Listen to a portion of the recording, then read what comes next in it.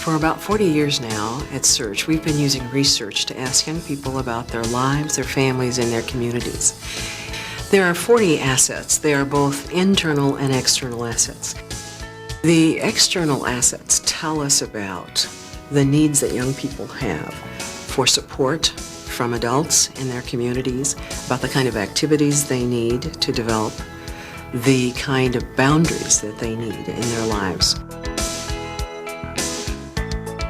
And the internal assets tell us about the values that will affect their behavior. It tells us about the skills, etc., and things that they really care about and that they're committed to. Asset number 1, I get lots of family support. Asset number 10, I feel safe at home. Asset number 39, I have a strong sense of purpose in life.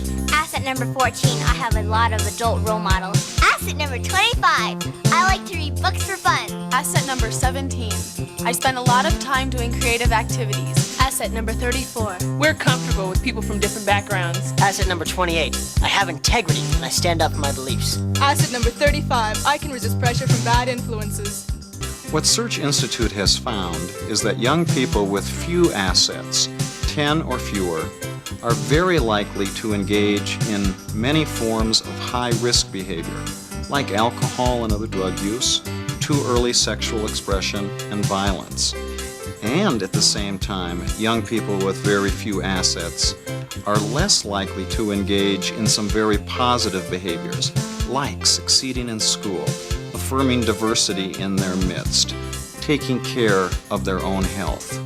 Now, in contrast, those young people with many of the developmental assets, let's say more than 30, are much less likely to engage in high-risk behaviors and are much more likely to engage in positive behaviors like school success. This research is a wake-up call. It's not about pointing fingers. It's not about who's there to blame. It's about taking action. It's about looking at what you and I can do to make a difference. It's asking parents, teachers, community leaders, congregational members to take action to helping kids succeed. And even just as important, it's asking kids to take responsibility for their own behavior.